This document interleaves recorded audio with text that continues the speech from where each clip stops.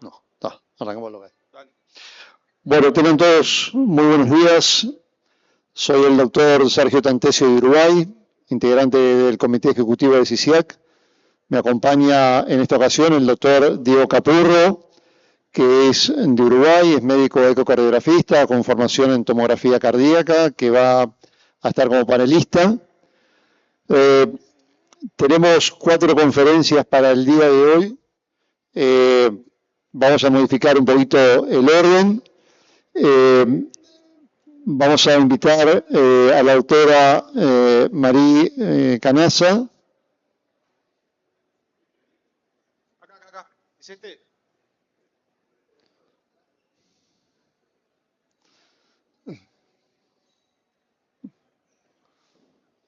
¿Estamos haciendo, doctora? Bueno, la doctora nos va a hablar sobre cardiopatía chagásica.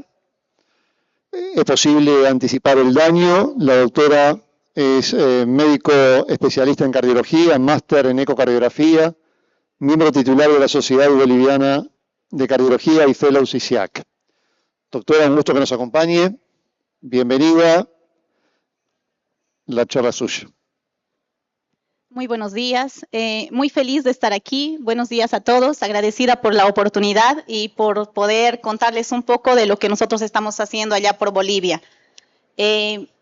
Bueno, el título de la presentación, no sé a dónde lo tengo que apuntar. El título de la presentación ¿es posible anticipar el daño en la cardiopatía chagásica? Yo quisiera, si es que es posible, bueno, veo algunas caras conocidas que pensé no iban a ver, así que iba a empezar la charla con una pregunta. Pero en vista de que se ha modificado un poco el público, imagino que estamos variados, que muchos aquí conocemos muy bien la enfermedad, demasiado bien, pero hay algunos que la conocemos poco. Entonces, lo que yo quiero que vean es lo siguiente, vamos a empezar. Recordemos que la cardiopatía chagásica no es una cardiopatía nueva. De hecho, es una cardiopatía muy antigua. Incluso en estos documentos que hemos visto en la paleoepidemiología que tenemos en el Ministerio de Salud de Brasil, encontramos que ya había signos de que esta enfermedad ya se veía en momias, ¿ya? Entonces, no es algo nuevo. Esta foto es la primera paciente que se diagnosticó de cardiopatía chagásica, pero se diagnosticó cuando ella era una niña y falleció a los 72 años. Eso nos da una idea del tiempo que demora esta enfermedad para poder producir un daño y provocar un daño. Esta es la persona que se encargó de darnos a conocer esta patología, muy reconocido por todos, Carlos Ribeiro Justiniano das Chagas, y vamos a empezar. Actualmente el Chagas en el mundo pues sigue cobrando muchas vidas. Sí es cierto que ha disminuido la incidencia y la prevalencia a nivel de toda Latinoamérica, pero seguimos con cifras muy importantes. El hecho de que esta enfermedad no haya motivado de repente mucho interés en algunas élites de compañías farmacéuticas y de dispositivos y etcétera para poder controlarla o limitarla para que el paciente pueda tener menos limitación de su vida en las complicaciones crónicas, habla de que la persona que normalmente está afectada con cardiopatía chagásica es una persona que normalmente tiene bajos recursos y no tiene muchos medios para poder acceder a de repente el tratamiento que le podría ofrecer la industria farmacéutica. Es por eso que se la conoce como una enfermedad olvidada, ¿no? Está dentro de las endemias parasitarias de América Latina que hemos olvidado siempre. Y bueno, aquí tenemos un mapa donde indica cada puntito rojo es la persistencia de la infección en la geografía que tenemos a nivel del mundo. Si ustedes se fijan, esto ya está avanzando mucho más. ¿Por qué está avanzando? Porque tenemos este fenómeno que nosotros conocemos como la migración. Muchos bolivianos viajan, se suben a un avión y llegan hasta México, un ejemplo soy yo. Entonces, muchos llegan mucho más lejos, bolivianos o gente que pueda ser de Colombia o de Brasil, que tienen de forma endémica la infección, de repente muchos que no, incluso no lo saben, pues pueden hacer la transmisión, ¿ya? Lo que quiero ahora es que me ayuden un poquito, porque la siguiente imagen voy a requerir que levanten la mano. Quisiera plantear una idea, así que quisiera que me ayuden. quiero que en la siguiente imagen que les voy a pedir, levanten la mano aquellos que reconozcan la imagen. Ok, muy bien, ok. Ahora quiero que levanten la mano los que reconocen la siguiente imagen. Ya fueron muchos menos, ¿verdad? Ya fueron muchos menos. Esto es lo que yo quiero plantear en esta charla de unos cuantos minutos que vamos a tener. Cuando uno ha visto algo, lo va a reconocer donde sea. La primera imagen era muy familiar para todos ustedes. La segunda imagen era muy familiar para mí, porque era es el actual alcalde de la ciudad donde yo estoy radicando, que es Santa Cruz. Entonces, obviamente ustedes no lo conocían, no tenían la obligación de conocerlo, pero él existe, él está ahí, él está vivo, ¿ya? Entonces, con el Chagas es diferente. Tenemos la necesidad de conocer la enfermedad de Chagas porque es probable que llegue a tu consultorio y si tú no estás preparado para recibirlo, pues puede ser que lo dejas pasar. Gracias a Dios hay bastante información en Internet. Esto ha sido un boom. Hay bastantes páginas que nos ofrecen información sobre el Chagas si uno quiere conocerla. Hay hojas de ruta que se han creado y se han formado y se van actualizando, la OPS, la OMS, las sociedades científicas. Hay páginas, hay redes de Chagas. Esta que me gustó mucho, que es Chagaspedia, que está impulsada por la CICIAC, que ustedes pueden ingresar. Hay una aplicación para poder ingresar los datos que tú tienes si es que estás dudando, tienes un paciente chagásico. O sea, hay bastante información, ¿ya? Y lo interesante de esta enfermedad es que tiene un largo periodo de latencia. Y de las personas que tienen la infección, no todas van a desarrollar la enfermedad. Usualmente es como un 30% que llega a tener la cardiopatía chagásica y normalmente hay una etapa larga que es donde se nos pasa y a veces descuidamos al paciente y alguna vez pueden debutar con muerte súbita. Entonces, ¿qué es lo peligroso de esto? Si ustedes se fijan en este cuadro, vean la escala en meses del tiempo que hay después de la infección. La prima infección, cuando es aguda, si nosotros la podemos identificar, podemos dar un tratamiento antiparasitario y acabar con la enfermedad. Eso es lo importante, eso es lo útil. Es por eso que se les pide que revisen un poquito, porque si lo encontramos en la fase aguda, nos sirven todos los antiparasitarios. Pero si no, esta infección va a pasar a una etapa latente que, si ustedes se fijan, dura en escala de décadas. Pueden ser 2, 3, 4, 5, en la que el paciente de repente no va a sentir muchos síntomas, no va a poder sentir muchos síntomas y de repente va a debutar con una muerte súbita por una taquicardia ventricular o algún paro sinusal o alguna arritmia secundaria a las complicaciones. Entonces, esta enfermedad, ¿por qué la estamos tratando ahora? Porque es una enfermedad que tiene mucha complicación. Va a producir mucha limitación del paciente, tiene mucha complicación a nivel de la parte arrítmica, es fuertemente arritmogénica, muy embolígena y puede producir alteraciones de la contractilidad del músculo cardíaco y producir estos aneurismas, ¿ya? Y es una enfermedad que, si no sabemos que existe, puede imitar a otras, ¿no? A la cardiopatía isquémica, por ejemplo.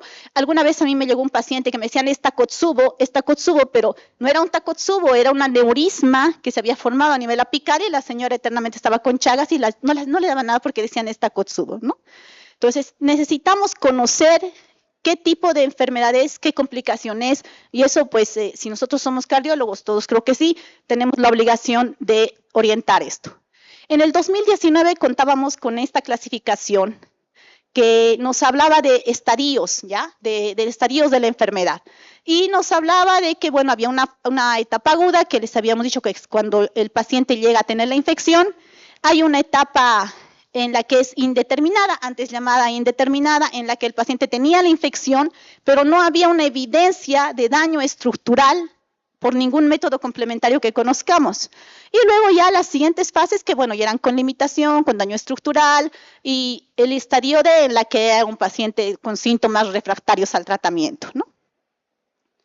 Esto era para el 2019. ¿Cuál es nuestro punto aquí? Nuestro tema era, ¿será que se puede anticipar el daño? ¿Será que podemos evitar encontrar un paciente con una infección en una etapa indeterminada y podemos nosotros evitar que llegue a progresar a la miocardiopatía chagásica con todas sus complicaciones? Para el 2022 se ha modificado esta clasificación y tenemos bueno, la seguimos considerando por periodos agudo y crónico. Y bueno, en este caso, considerando esta clasificación, nosotros tendríamos que ver y hacer todos nuestros esfuerzos para ver si podemos hacer algo con estos pacientes que están en esta etapa de sin patología demostrable. Porque lógico, si es patología demostrable, se supone que ya está ahí, ya la vamos a reconocer. Y si hemos leído un poquito, pues vamos a poder darnos cuenta. Esta es una actualización de una clasificación, es más reciente, esta es de la Sociedad Suramericana de Cardiología. Igual nos habla de dos periodos, uno agudo, uno crónico, y aquí hace una pequeña diferencia, ¿no? Dice asintomático, sin patología demostrable, y el asintomático con patología demostrable. Al asintomático con patología demostrable fácilmente también lo vamos a poder reconocer, ¿no es cierto? O sea, quiero entender que sí lo podríamos reconocer. Al asintomático sin patología demostrable, ese es el punto. ¿Qué hacemos con él? ¿Cómo podríamos identificarlo y cómo podemos reconocerlo? Entonces tenemos nosotros la necesidad, si podemos anticipar el daño en esta enfermedad, ¿pero para qué? Para eliminar o prevenir el avance de esta complicación. Si ustedes se fijan en este cuadro, nos habla de niveles de prevención. Si el paciente ya tiene la enfermedad, ya es positivo para Chagas con una serología o con un HAI, este paciente será capaz de que nosotros, o acudiendo a un médico cardiólogo, le pueda decir, mire, yo tengo Chagas, tengo 30 años, pero quiero vivir y no quiero tener las complicaciones de Chagas porque mi papá tuvo Chagas, falleció, no sé, a sus 50 y nos dejó, qué sé yo. ¿Podremos nosotros ayudarlo? ¿Habrá alguna forma en la que nosotros podamos intervenir? Predecir qué pacientes van a progresar a la enfermedad cardíaca es un desafío continuo y es una alta prioridad en el área de la investigación. De repente es lo que nosotros estamos haciendo, sentimos algo insignificante lo que estamos haciendo, pero a ver, les voy a contar lo que hacemos de todos modos porque ya estoy aquí. Para el 2017 se hizo un estudio, la doctora Cucunubá hizo un estudio en el que encontró con un metaanálisis que había una mayor tasa de mortalidad en los pacientes con Chagas, pero no solo en los pacientes con Chagas que habían llegado a los estadios avanzados, sino en esos que también tenían estadio indeterminado, también aumentaban su mortalidad. Entonces, esto ha motivado también a otros médicos, como siempre, a poder ver qué vamos a hacer al respecto. En esta foto quisiera yo que levanten la mano los que pueden identificar a la mujer que tiene el pelo blanco. Nadie, difícil, ¿no es cierto? O sea, pues todos están así. Ahora quisiera que podamos identificar aquí a una persona que esté levantando las dos manos. Bueno, ya un poquito más difícil, yo les voy a ayudar ahí. Sí hay. O sea, tenemos la necesidad de encontrar algún signo que nos diga, oye, de repente esta persona va a poder hacer alguna progresión y de repente nosotros podemos ayudarlo en eso. ¿Será el electrocardiograma la respuesta? Bastantes electrofisiólogos han hecho un montón de estudios al respecto. Les voy a traer solamente unos 2 o 3, en el cual se ha buscado, se ha hecho como un registro en población endémica y se ha buscado las alteraciones electrocardiográficas que tienen los pacientes con Chagas. Algunos han ido un poquito más allá y han visto si este electrocardiograma tendrá la capacidad de un rendimiento diagnóstico de poder predecir si ese paciente va a poder tener las complicaciones. Sin embargo, vamos a hablar del primero. En el primer estudio lo que se encontró fue que había un excesivo aumento significativo de prevalencia de alteraciones electrocardiográficas en el Chagas. El mayor hallazgo electrocardiográfico es el bloqueo de rama derecha. Nosotros lo conocemos, allá de lejos vemos y decimos, es chagásico, pero de repente si ustedes nunca lo han visto, pues obviamente van a ir pensando y van a decir qué puede ser. En segundo lugar, tenemos En segundo lugar, dentro de las alteraciones electrocardiográficas está la asociación tanto del bloqueo completo de rama derecha como un hemibloqueo anterosuperior. Pero es tan variada la alteración arrítmica que puede tener el Chagas que es bueno pensarlo incluso en esos pacientes que tienen bloqueos auriculoventriculares, que tienen fibrilaciones auriculares y algún tipo de disfunción de nodo sinusal. En este otro estudio se encontró o se fue un poquito más allá para ver si había una capacidad de rendimiento diagnóstico del electrocardiograma para detectar precozmente la cardiopatía chagásica. Si ustedes se fijan en este estudio, lo que se vio fue que, bueno, en este ya fueron un poquito más allá, lo compararon con resonancia magnética. Entonces vieron que pacientes en etapa indeterminada o sin patología demostrable de Chagas también podían tener alteraciones de fibrosis en el miocardio y que algunos de estos pacientes también presentaban alteraciones electrocardiográficas. Entonces lo que ellos determinaron fue que había una sensibilidad del 83% y un valor predictivo negativo del 96% para detectar una miocardiopatía chagásica cuando encontrábamos alteraciones electrocardiográficas en estos pacientes. Las alteraciones electrocardiográficas, si bien no nos van a predecir quiénes van a poder llegar específicamente a desarrollar una enfermedad, porque se supone que nuestro grupo tópico era aquellos que eran asintomáticos y sin patología demostrable. Si el paciente tiene alteraciones electrocardiográficas, ya tendría una forma de demostrar esta enfermedad y pasaría al otro grupo. Entonces, lo que se ha identificado es que las alteraciones electrocardiográficas suelen más bien marcar como una transición de la forma cardíaca de la enfermedad de Chagas y que sí, si hay alteraciones electrocardiográficas, obviamente ese paciente va a tener mayor riesgo de progresión a la miocardiopatía. Entonces, ¿será la imagen la respuesta? Yo, pues, me gusta hacer imagen, hago imagen siempre que puedo. Tenemos aquí unas imágenes que están en, si me pueden ayudar con el otro, está ahí. Cuando el daño ya es tan evidente, pues a veces es difícil que se nos pase estas alteraciones.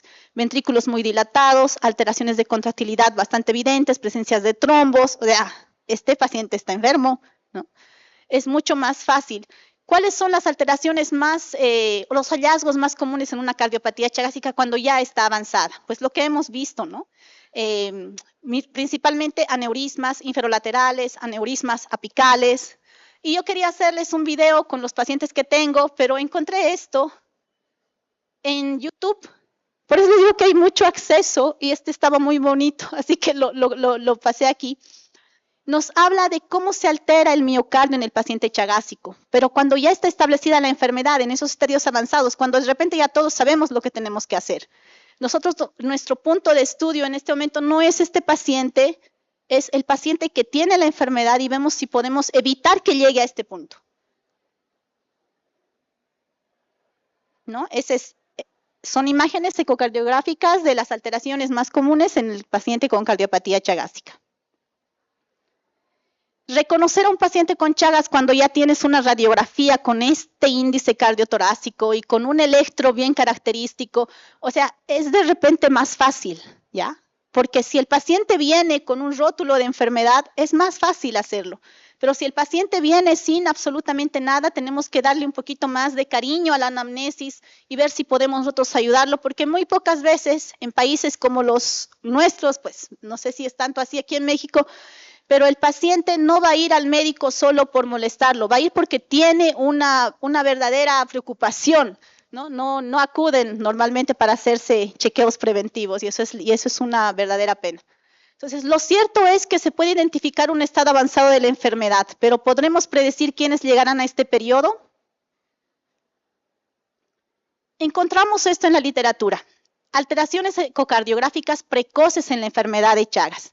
Precoces, ¿no? O sea, crónicos, sin patología demostrada. ¿Habrá algo en ese corazón que ecocardiográficamente en un ecocardiograma bidimensional normal o convencional, como quieran llamarlo, podremos usar algún tipo de método de imagen que nos pueda apoyar a identificar?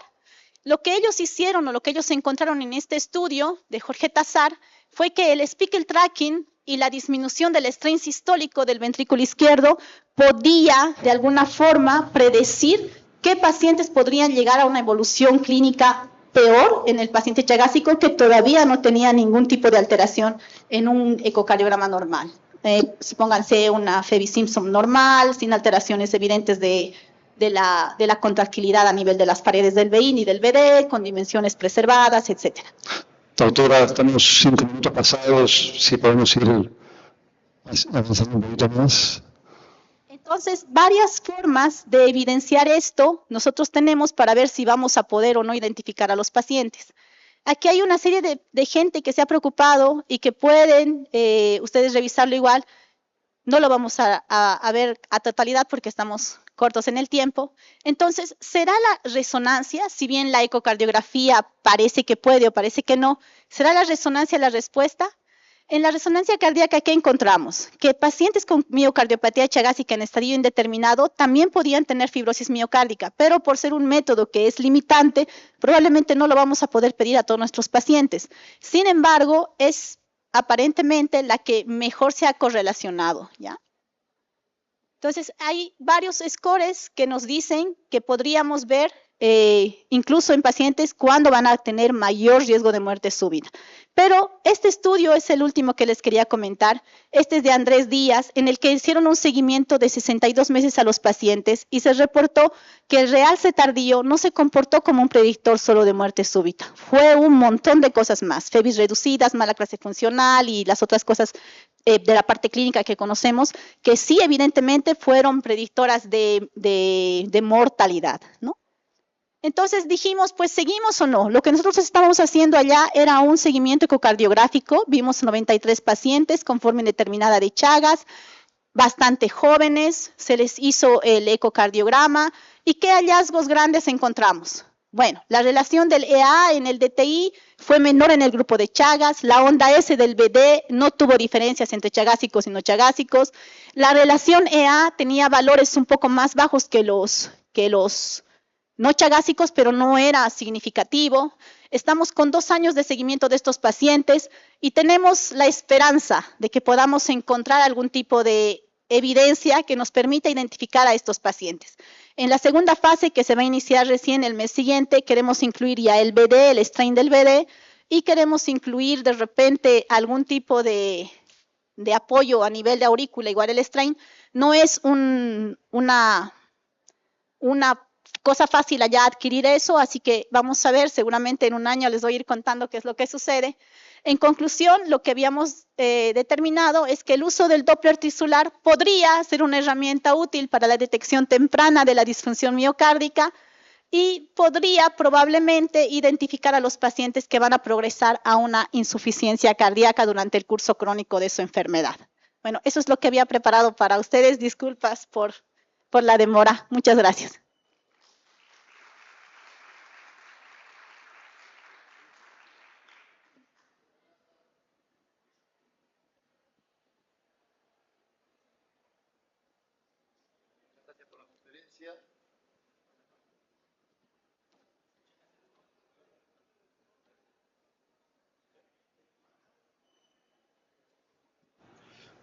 Bueno, la doctora Kelly Coupé se encuentra en la sala.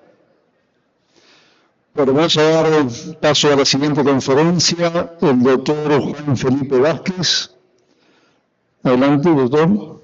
El doctor es médico especialista en medicina interna, cardiología y ecocardiografía. Es integrante del Laboratorio de Diagnóstico Cardiovascular de la Fundación Cardioinfantil de Bogotá. Y nos va a hablar en la conferencia sobre evaluación preoperatoria de los pacientes con cardiopatía hipertrófica. Le pido a los panelistas, a los expositores, por favor, tratar de ajustarse lo más posible al tiempo por un tema de organización. Doctor, adelante, un gusto tenerlo con nosotros. Muy buenos días para todos. Un placer para mí y un honor compartirles de este interesante tema. Y sin más preámbulo, entonces, vamos a hablar un poco de cómo evaluamos antes de la cirugía a los pacientes con cardiomiopatía hipertrófica. Solo para recordarles, hablamos de una condición en donde hay un crecimiento anormal de la masa del músculo cardíaco por una mutación genética en las proteínas que codifican el sarcómero, y esto hace que el grosor, el grosor de las paredes incremente, la cavidad se haga más pequeña, y esta conformación puede tener diferentes subtipos, afectaciones segmentarias a nivel del septum, del ápex o toda la cavidad ventricular. Pero lo más importante es que cuando esto sucede, el paciente empieza a presentar dolor torácico, disnea, tolerancia al esfuerzo y algunos síntomas que van relacionados precisamente a una cavidad restrictiva de pequeño tamaño y con obstrucción usualmente a nivel del tracto de salida o en las porciones medioapicales. Entonces, venimos a hablar de cómo valoramos antes de operar, entonces a quiénes operamos. ¿Qué dice la guía del año 2024? La guía del 2024 nos dice que vamos a operar a todos aquellos pacientes con esta condición diagnosticada que sean sintomáticos a pesar del tratamiento médico óptimo. En todos aquellos que tengan la condición y sean sintomáticos y que vayan a ser sometidos a algún otro tipo de intervención cardíaca, intervención valvular. Y recordar que para aquellos que tienen un alto riesgo, las intervenciones por ablación septal con alcohol son una posibilidad. ¿Y quiénes pueden hacer esto? ¿O quiénes son los pacientes elegibles? Entonces, los pacientes elegibles son aquellos que tengan el criterio clínico disnea severa o síntomas asociados a obstrucción del tracto de salida, es decir, síncope con el esfuerzo, por ejemplo, a pesar del tratamiento médico óptimo. Esto es súper importante, a pesar del tratamiento médico óptimo.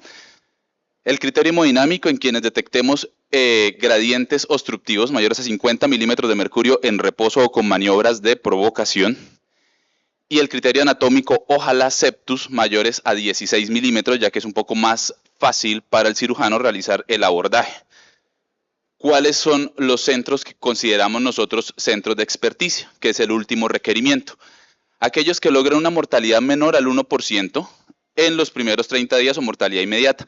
Aquellos que logren una tasa de complicaciones menores al 5% y aquellos que además con la intervención logren volver a los pacientes a clase funcional 1 y aliviar la obstrucción al tracto de salida de manera adecuada. Este es uno de nuestros pacientes. Pueden ver ustedes entonces, lo primero es el aspecto morfológico, la presencia del grosor de las paredes y en la exploración core Doppler algo de aceleración hacia el tracto de salida. La primera cosa que tenemos que tener en cuenta es cómo definimos obstrucción. Para que nosotros hablemos de obstrucción es porque obtenemos gradientes superiores a 30 milímetros de mercurio en reposo o provocados con Valsalva. En nuestro caso puntual este paciente hizo 38 y con Valsalva no subió mucho. Y además tenemos que entender que esta condición afecta un poco la válvula mitral y en ese sentido podemos tener sobreposición de espectros y hay que tener mucho cuidado porque muchas veces también se nos mete la señal de insuficiencia mitral y eso nos puede llevar a errores. Especialmente mucho cuidado cuando tengamos velocidades mayores a 5.5 metros sobre segundo, en donde probablemente si hay insuficiencia mitral se nos está entrando la insuficiencia mitral en el espectro. Otra cosa que quiero que tengan claros es entender que esta enfermedad no es solo una enfermedad del músculo grueso, sino también una enfermedad de la válvula mitral. Y si nosotros entendemos que la válvula mitral también está remodelada y afectada en esta condición, podemos guiar mejor al cirujano. Inicialmente, la obstrucción al tracto de salida estaba mediada por el movimiento sistólico anterior y lo que nos enseñaron durante mucho tiempo era que era el efecto Venturi. El efecto Venturi, aquel que dice que cuando un flujo de alta presión y baja velocidad se acerca a un punto de máxima estrechez, su velocidad incrementa, su presión baja y una vez lo sobrepasa, nuevamente la presión se recupera y la velocidad disminuye. En este punto de máxima estrechez vamos a tener un fenómeno de succión y este fenómeno de succión era el que arrastraba la válvula hacia el tracto de salida. Sin embargo, esto se desvirtuó porque con el tiempo nos dimos cuenta que el movimiento sistólico anterior sucedía incluso antes de que empezara la fase de eyección. Y cuando empezaron a estudiar qué era lo que sucedía o por qué sucedía antes de la fase de eyección, es porque cuando el septum está abultado, el flujo se desplaza hacia posterior y al desplazarse hacia posterior incide contra los velos mitrales y los empuja o los arrastra generando obstrucción. Este concepto tiene que ver con el dragado o la alteración de la válvula mitral. ¿Y cómo lo podemos documentar o cómo lo podemos cuantificar? Este es un trabajo muy bonito que nos enseña a predecir la posibilidad de obstrucción y consiste en realizar una medición entre la punta de los velos al final de la sístole, en la telesístole, y el septum interventricular, la distancia. Todas aquellas distancias que sean mayores a 14 milímetros son poco probables que tengan que ver con obstrucción y todas aquellas menores a 9 milímetros en más del 92% van a estar relacionadas o van a estar causando una obstrucción al tracto de salida. Este es uno de los ejemplos, cómo lo podemos medir.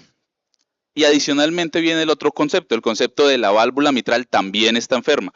Y también está enferma y es porque el aparato valvular se puede elongar y este compromiso de elongación puede comprometer tanto los velos anteriores, posteriores o ambos. Y aparece esto que ha sido denominado el signo del gorro de medianoche por su morfología. Esto no es más que un problema que se suma, dado que la válvula se alarga o protruye. En condiciones normales encontramos que desde la base del anillo hasta la punta de coaptación hay 13 milímetros, pero en aquellos con cardiomopatía hipertrófica hay aproximadamente 26 milímetros. Y acá ustedes pueden ver la representación gráfica de lo que sucede. El flujo empuja el velo o ambos, el velo elongado, uno o ambos, hacia el tracto de salida generando obstrucción. Entonces es importante que documentemos y cuantifiquemos si esta alteración existe, porque esto también es intervenible. Por último, el compromiso de los músculos papilares cuando tienen localización más anterior, una característica que puede pasar bastante en estos pacientes. Y entonces así tenemos tres cosas importantes: el grosor del septum, el aspecto morfológico de los velos de la válvula mitral y la presencia o no de músculos papilares accesorios o anormalmente implantados. Con esta información entonces sabemos que el paciente que es intervenible, ya detectamos el grosor del septum, entonces ahora vamos a hablar del grosor de los velos. Todo velo, aquel velo anterior mayor de 30 milímetros o 17 milímetros por metro cuadrado se debería intervenir de alguna manera. ¿Cómo? Recortarlo, aplicarlo o plastearlo, no ir a cambiarlo. Un mensaje que es muy importante es que todos estos pacientes, si se plastían con anillo o se les cambia la válvula, les va muchísimo peor. Entonces, mensaje súper importante a estos pacientes: ojalá no se les tenga que cambiar o modificar la válvula. Entonces, acá están las recomendaciones. Vamos a ir mirando un poquito para ir avanzando. Entonces, bueno, ya nos dijiste, recortamos el septum, arreglamos la válvula y eso funciona o no funciona. El primer mensaje es que la miectomía definitivamente funciona. La Clínica Mayo es uno de los centros con mayor experiencia y dentro de su experiencia han logrado una mortalidad temprana menor al 0.8%. En esta serie, donde analizan 289 pacientes con miectomía y comparan con pacientes con cardiomopatía hipertrófica sin obstrucción y aquellos sin la condición, nos demuestran que la miectomía logra una sobrevida libre de eventos prácticamente similar a aquellos no obstructivos con respecto a aquellos que tienen la condición obstructiva no operada. Además, la intervención disminuye significativamente el riesgo de muerte súbita, como ustedes lo pueden ver acá en la sobrevida libre de eventos asociados a causa cardíaca. Cuando hablamos de miectomía más intervención mitral, vean ustedes cómo hay unas series un poco más pequeñas, porque acá se diverge un poco. Lo primero es que los cirujanos a veces no se sienten tan cómodos haciendo esas cirugías. Lo siguiente es que para que yo no tenga que intervenir la mitral, uno de los requisitos, y lo dicen los mismos doctores de la Clínica Mayo, es que usualmente hacen miectomías muy extendidas que van más allá de la base y comprometen además el tercio medio e incluso apical, reduciendo una gran cantidad de tejido y evitando, pues digamos, que la válvula mitral vaya a tener este problema. Pero cuando lo hacemos, entonces, vean ustedes acá cómo la única diferencia entre este grupo fue la longitud del velo anterior mitral. El grupo donde se intervino eran velos de 37 más o menos 3 milímetros con respecto a 28 en donde no se intervino la válvula mitral. Entonces, aunque lo demás era homogéneo, acá no podemos saber porque no hay pacientes con velos muy largos que no se hubiesen operado. El hecho es que les fue muy bien, la mortalidad fue del 0.8%. En este trabajo más reciente podemos apreciar lo mismo, como solo intervinieron los velos mayores a 30 milímetros. Y cuando hablo de intervención, ¿a qué me refiero? Aplicar el velo sobre sí mismo o a recortar el excedente, que es esta punta que excede acá, que si ustedes se dan cuenta, miren, preoperatorio y posoperatorio. Definitivamente los resultados fueron bastante buenos y el concepto aquí no es que es mejor o no, sino que cuando está indicado es seguro, factible y responde el paciente muy bien. Este es uno de nuestros pacientes. Vean ustedes acá cómo, sin una insuficiencia mitral muy importante, nuestro cirujano decide hacer miectomía y una plastia tipo Alfieri, evitando el tracto de salida, la obstrucción. Este es otro. Vean ustedes acá cómo se desplaza un velo anterior bastante elongado. Este paciente ya había sido operado en otro centro y a pesar de la cirugía en otro centro donde hicieron miectomía y plicatura del velo anterior, el paciente continúa con gradiente de 81 milímetros de mercurio a 60, o sea, es decir, adecuadamente beta bloqueado. Lo llevamos a cirugía, se hace una resección extensa, se liberan cuerdas tendinosas accesorias y logramos un resultado con un gradiente de 36 a 80 latidos por minuto que probablemente va a mejorar cuando se beta bloquee. Ya para finalizar en el último minutico que tenemos, vamos a hablar un poquitico de la variedad apical y es que estos pacientes también tienen una opción quirúrgica. ¿Cuándo vamos a intervenir? Cuando tenemos síntomas severos que limitan la condición y la calidad de vida con disfunción diastólica importante. Y recordar que en estos pacientes lo que vemos tenemos es esto, un flujo diastólico paradójico que sucede cuando el ápex se colapsa por completo y se bloquea el flujo y nuevamente en la relajación aparece nuevamente un flujo diastólico. ¿Y a qué se asocia esto? Pues a la presencia de aneurismas apicales, y es que el aneurisma apical sí es un problema que tiene mayor mortalidad, mayores eventos arrítmicos, mayor falla cardíaca y mayores eventos tromboembólicos. De manera tal que es importante, si se puede, intervenirlo. Nuevamente la clínica Mayo, estos tesos en operar cardiopatía hipertrófica tienen una mortalidad del 4% a 30 días, un poquito mayor, pero muchísimo menor que aquellos que se quedan en una lista de espera de trasplante a ver si les aparece un corazón. ¿Qué se necesita? Pues que los cirujanos operen, porque si ellos no tienen curva, vean ustedes cómo la mortalidad disminuye en la medida que el número de intervenciones incrementa y cómo definitivamente el estado de salud y la mejoría del paciente es totalmente notable. Pasamos de clase funcional 3 en la columna verde a clase funcional entre 1 y 2, como pueden ver ustedes ahí. ¿Qué se busca? Pues esto es lo que se busca, que pasemos de estas cavidades sumamente obstruidas a cavidades un poco más amplias. Y ya para concluir entonces, la obstrucción del tracto de salida se relaciona a peores desenlaces, ya es muy sabido por todos. En la génesis de esa obstrucción no solo participa el músculo cardíaco abultado o engrosado, sino también la válvula mitral. Y si entendemos eso y si medimos las válvulas y si le decimos al cirujano que más allá de la miectomía de pronto le puede hacer algo más, seguramente al paciente le va a ir muchísimo mejor y es momento de que consideremos eso y de que empecemos a trabajar un poco más en buscar este tipo de resultados.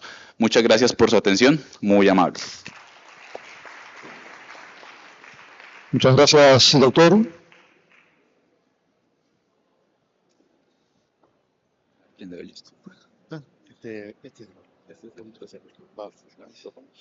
Bueno, invitamos a la doctora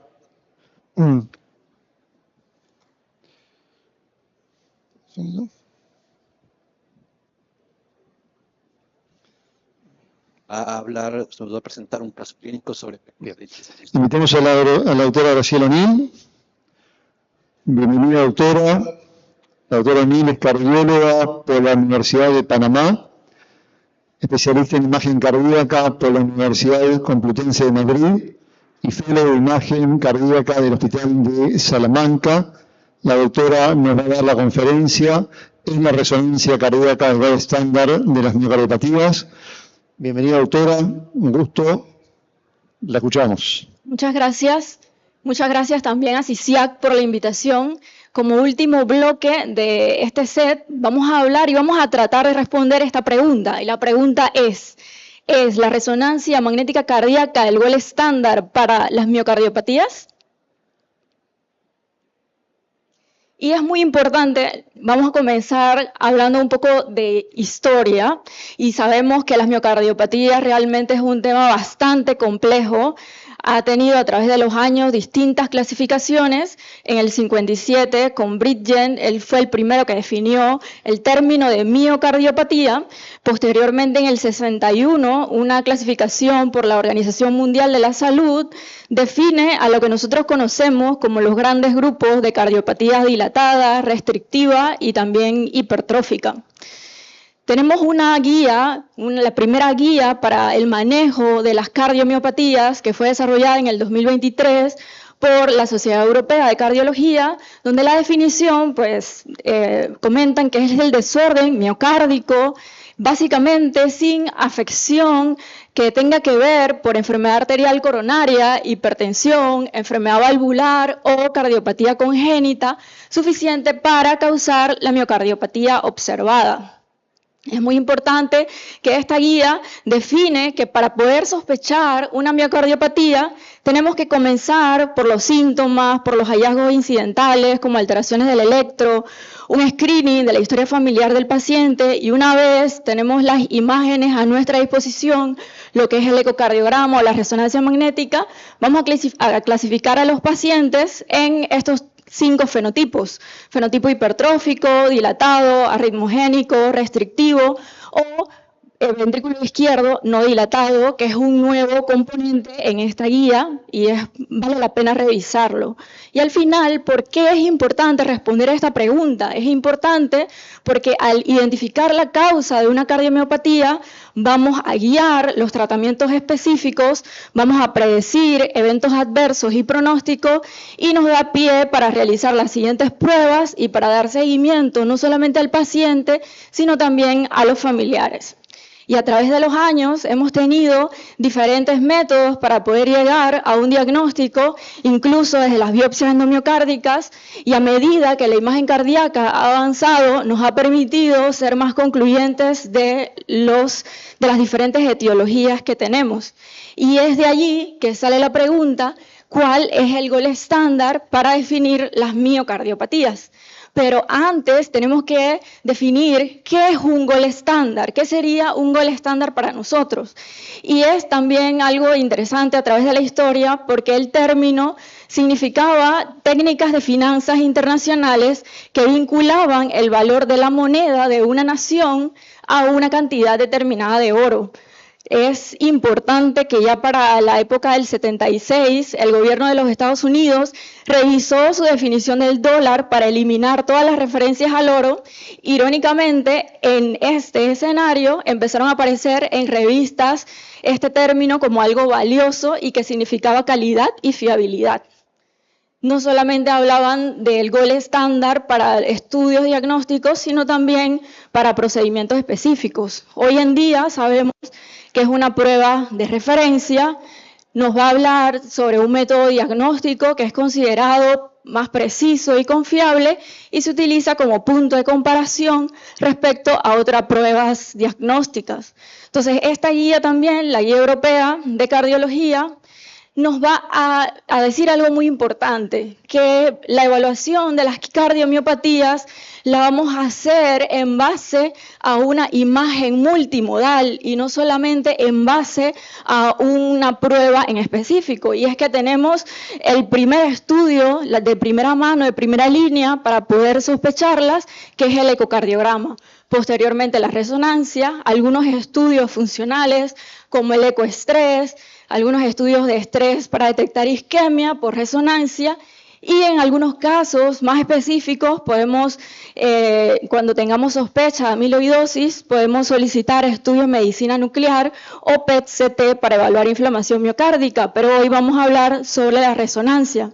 Y es que la resonancia nos va a ofrecer evaluación morfológica, funcional, nos va a hablar de la morfología del ventrículo y nos va a hablar sobre la fibrosis y principalmente la caracterización del tejido.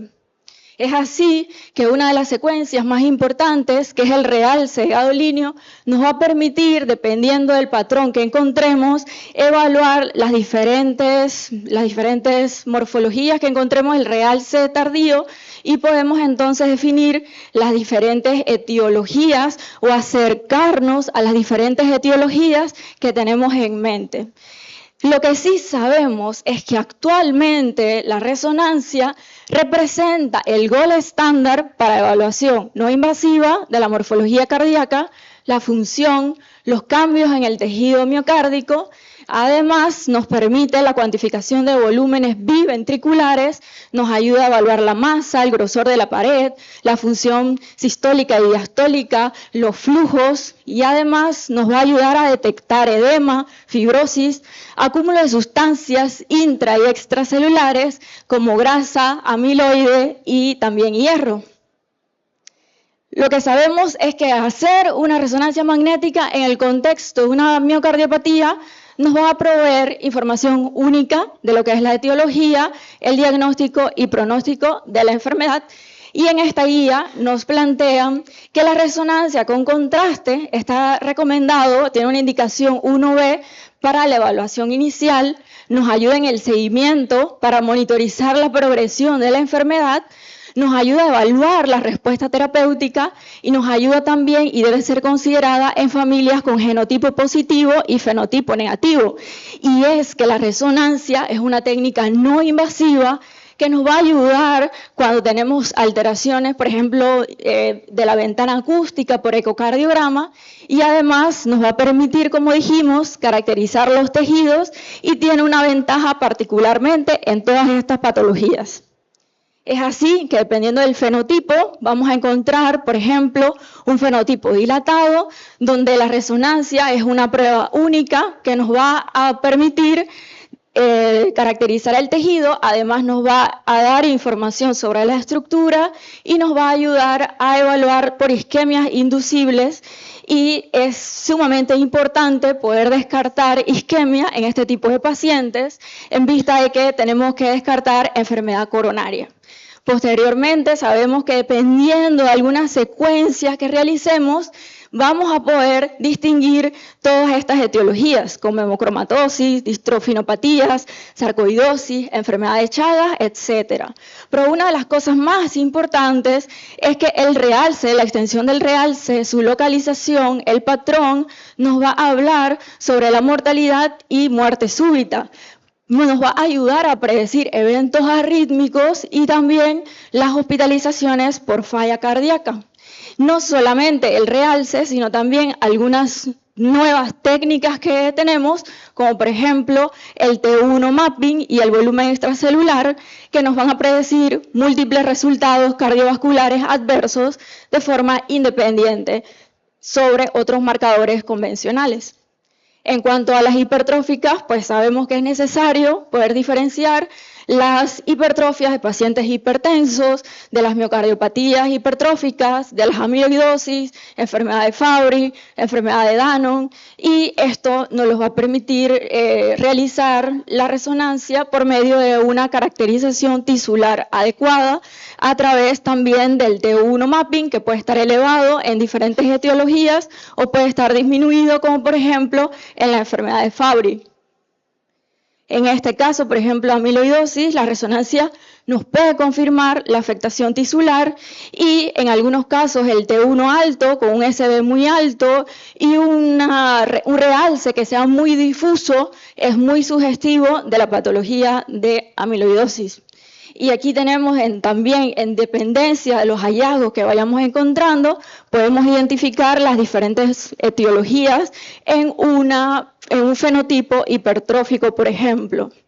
En aquellos pacientes que tenemos alteraciones de la función sistólica, podemos incluso con el realce y la distribución y su extensión poder determinar, como por ejemplo aquí ponen en la guía, las diferentes alteraciones, incluso alteraciones del genotipo del paciente, como alteraciones de la laminina o de la filamina o de la troponina. Y por último, lo que es la patología arritmogénica, sabemos que la resonancia magnética ofrece una evaluación completa, sobre todo ateniéndonos a las alteraciones de las anomalías del movimiento de la pared y también los realces alterados a nivel no solamente del ventrículo derecho, sino también a nivel del ventrículo izquierdo. Y para terminar, este estudio que fue publicado este año se realizó en China en 8 hospitales, incluía aproximadamente 10.000 pacientes. Ellos están de acuerdo con decir que la resonancia se considera el estándar de oro para lo que es la evaluación de la función cardíaca y el diagnóstico de enfermedades cardiovasculares.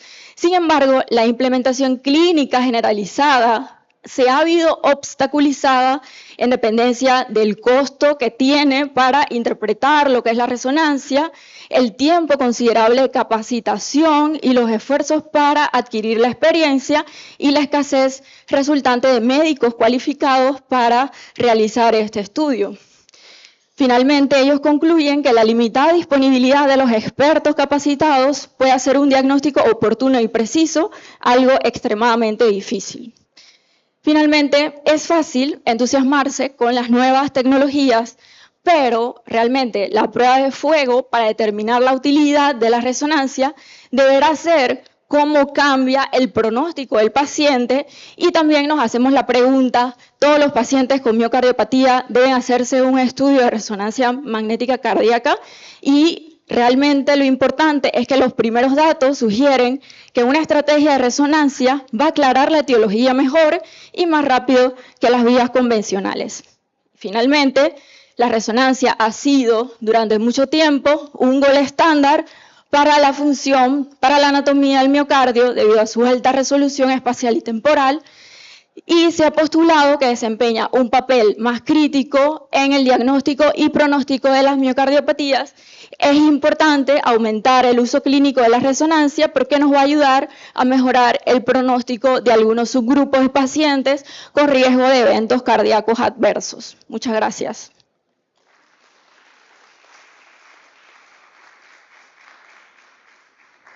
Muchas gracias, doctora. Quedamos aquí. La doctora Kelly Cupe se encuentra en la sala. Bueno, lamentablemente la doctora tenía una conferencia, por alguna razón que desconozco, no ha podido estar. A veces tenemos algunos problemas de conectividad. Hemos tenido algunos problemas para que la gente pueda salir de su país. Así que bueno, vamos a dar, finalizar la serie de charlas. Los invito a Diego, doctor Vázquez, doctora... Me está faltando la doctora. Doctora Canaza, no la veo por acá. ¿Se fue? Bueno. La doctora Canaza no la veo acá. Bueno. Estamos sobre la hora. Por razones de organización del Congreso no nos vamos a extender mucho, pero en honor a los exponentes que nos han acompañado, vamos a tomar una o dos preguntas para cada uno de ellos. ¿Alguien del público quiere hacer una pregunta?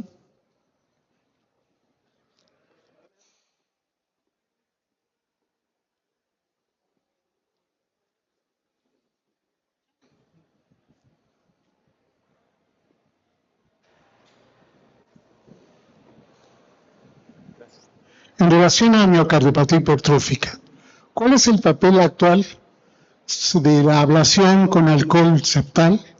Y si también la radiofrecuencia, la ablación con radiofrecuencia para disminuir el gradiente en la miocardiopatía, sobre todo obstructiva. ¿Qué opina al respecto, doctor? Bueno. Hola. Hola.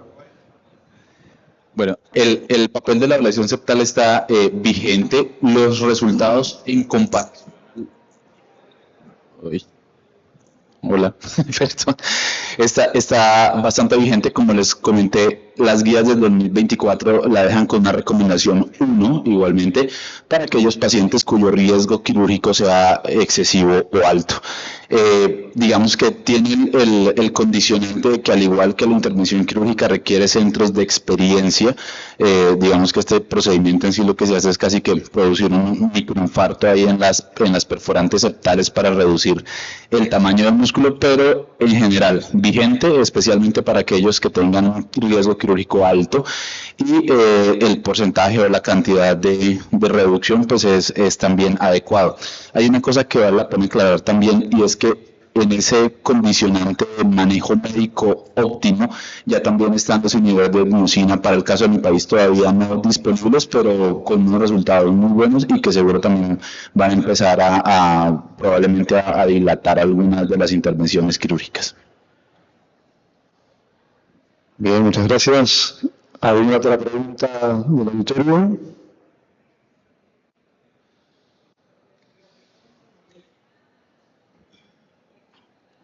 Sobre la resonancia magnética, ¿cuál es la importancia del porcentaje de fibrosis, sobre todo como valor pronóstico para la ritmogénesis de las miocardiopatías? Hay puntos de corte, por ejemplo, para miocardiopatía chagásica, que es 13% de la fibrosis, porque se relaciona con arritmias malignas. ¿Qué importancia tendría actualmente esto? Sí, es muy relevante, y por eso nosotros planteamos la pregunta de que si todos los pacientes donde nosotros sospechamos miocardiopatía se les debe hacer resonancia. En mi país, por ejemplo, tenemos mucha dificultad para poder hacerla.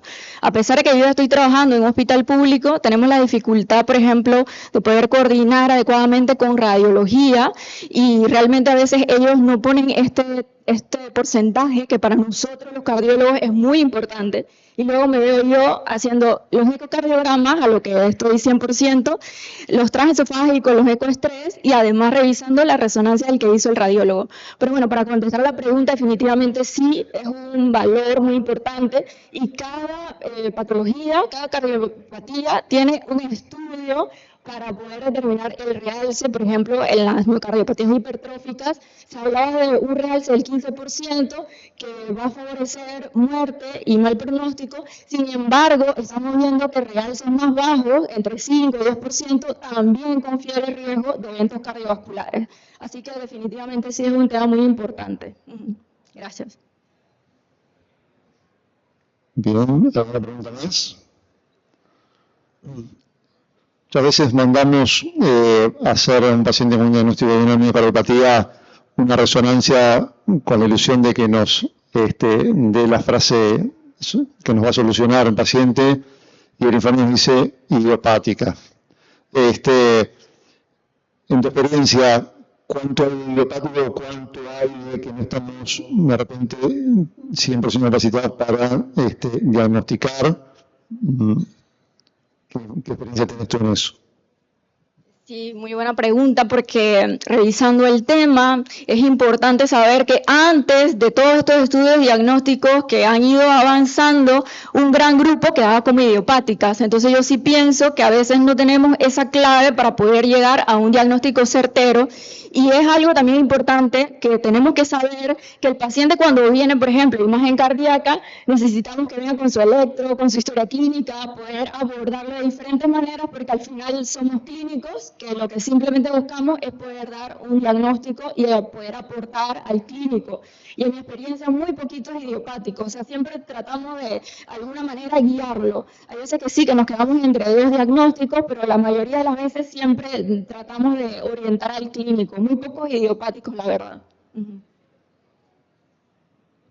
¿Tenés esa misma experiencia, Ricardo?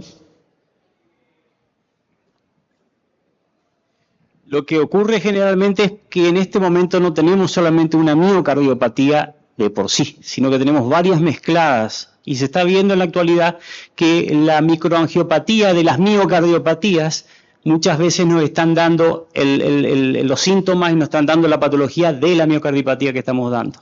Hay trabajos que están haciendo con OCT para ver los pacientes que tienen infarto con coronarias normales y se ha visto que existe entre un 15 y un 20% de pacientes que se le hizo el OCT, se le hizo la resonancia, se le hizo todo el cateterismo y no se llega al diagnóstico. O sea que a pesar de tener un montón de información, todavía nos quedan unos agujeros negros que tenemos que llenar. Bien, en CICIAC este año hicimos el curso de resonancia y tomografía, que ha sido muy exitoso, y vamos avanzando mucho en eso. Diego, vos últimamente te has dedicado mucho al tema de Chagas. ¿Alguna pregunta que quieras hacer a la autora? ¿Alguna? La verdad que el Chagas, a mi entender, a ver lo que le parece a la doctora, que es la que habló y que es la especialista en el tema, me parece que el Chagas más que nada es un asunto más de salud pública y de esfuerzo de la parte del Estado de poner dinero para tratar de, obviamente, hacer una erradicación de la pobreza e ir de la mano de el vector. El vector es la pobreza, el vector son lugares donde no podemos prevenir, no podemos. Entonces, a mí me parece que obviamente hay que hacer electro, hay que hacer ecocardiograma, pero me parece que la pelea se tiene que dar en un campo mucho más grande de atención, que es en salud pública, el atacar el vector y atacar a la pobreza, que es el Chagas, salvo obviamente en la parte de las migraciones que están llegando, pero en el lugar donde están la mayor parte es en lugares que son demasiados, que están lejos de la salud. No sé, a ver qué le parece. Bueno, es una realidad cruda, pero es así. El Chagas es una enfermedad parasitaria, para los que todavía no lo tienen, digamos, muy claro, que se transmite por un vector que es la vinchuca, ¿no? Y este vector vive en los huequitos de las paredes, entonces ustedes se podrán imaginar qué tipo de salubridad y qué tipo de domicilio tienen los pacientes que reciben la infección por picadura de la vinchuca. Sin embargo, hay otros tipos de transmisión, ¿no? Como es la transplacentaria, la adquirida por accidentes, por transfusiones sanguíneas, ¿no? Y también se ha identificado que incluso hay por vía oral, ¿no? Entonces, siempre vamos a de repente estar nosotros teniendo la oportunidad de ver esto, pero sí se puede eliminar de repente la parte de transmisión vectorial, haciendo lo que el doctor nos está mencionando, ¿no? Si mejoramos la salubridad de la gente, mejoramos su calidad de vida, ya no va a haber y vamos a terminar con el vector, entonces no va a haber transmisión. Eso es lógico de pensar y quisiéramos que así sea en algún futuro. Sin embargo, nosotros venimos de una población que es con mucha vulnerabilidad a nivel del estado de salud. Yo he tenido lamentablemente la mala experiencia de ver pacientes que tienen cardiopatía chagásica que no cuentan con los recursos para poder ponerse un marcapaso y que fallecen, y se les ve lamentablemente la historia natural de la enfermedad por falta de recursos de atención. Nosotros podemos ver allá, aún lo vemos. Entonces esperemos que sea una realidad que cambie, pero creo que cada uno desde el punto en donde está puede intentar hacer algo. De repente nosotros podemos aportar a nivel de políticas de salud. Yo no puedo en ese aspecto, pero puedo identificar a las personas que de repente ya han tenido la enfermedad, y principalmente lo que yo ahora estoy intentando ver es si tenemos evidencia, si la imagen nos puede aportar en algo, si esto realmente es así o no. Estaba a punto de decir que de repente ya no vamos a hacer la investigación, pero pienso que sí, porque incluso si me da un dato y me dice que no sirve, pues yo voy a saber que no sirve de verdad, digamos, ¿no? Entonces yo lo voy a comprobar, y tenemos, gracias a Dios, la opción de poder hacer este seguimiento en las instituciones en las que yo estoy trabajando, así que seguramente vamos a poder darles a conocer más los resultados de la segunda fase del estudio corto que hemos realizado. Gracias. Tenemos, le pido 30 segundos porque tenemos que entregar a la sala. 30 segundos para la respuesta. Sí, simplemente acotar un comentario. Destruir la vinchuca es imposible. La vinchuca vive en las zonas rurales y todos los países latinoamericanos tenemos zonas rurales. O sea, esperar que se elimine la vinchuca es difícil. El reservorio son los animales. Tendríamos que eliminar la fauna autóctona de cada lugar.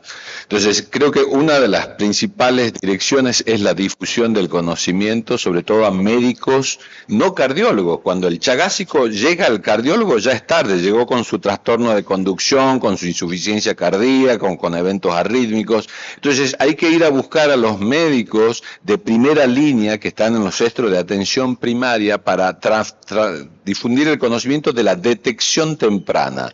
O sea, el objetivo principal, creo que hoy en día en el Chagas, es la detección temprana para evitar las complicaciones. No pensamos que vamos a eliminar la vinchuca, eso es una utopía, pero sí podemos hacer la detección temprana de la enfermedad y podemos evitar, en algunos casos, las complicaciones. Gracias, doctor. 30 segundos para esta respuesta. Gracias, hola, sí, gracias. Bueno, yo soy Gustavo Durán, también soy de Santa Cruz, de Bolivia, y venimos trabajando en Chagas hace un montón de tiempo. Rapidito, la salud pública de la que hablaba el doctor Capurro también va de la mano de la educación, porque se dan casos de que se le construye una casa al lado de ladrillo, la rentan, pero siguen viviendo en su casa de barro con techo de paja, le decimos nosotros. Bueno, esa es una cosa.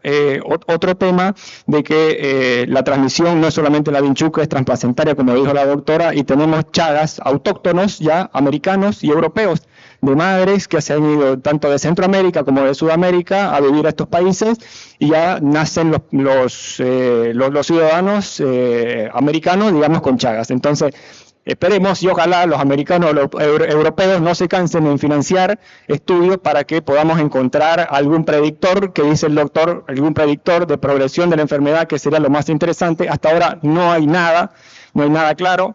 Se ha estudiado bastante el tema. Se habla mucho de lo que nosotros estamos viendo, de la variabilidad de la frecuencia cardíaca, que podría ser un predictor de arritmia ventricular y de muerte temprana.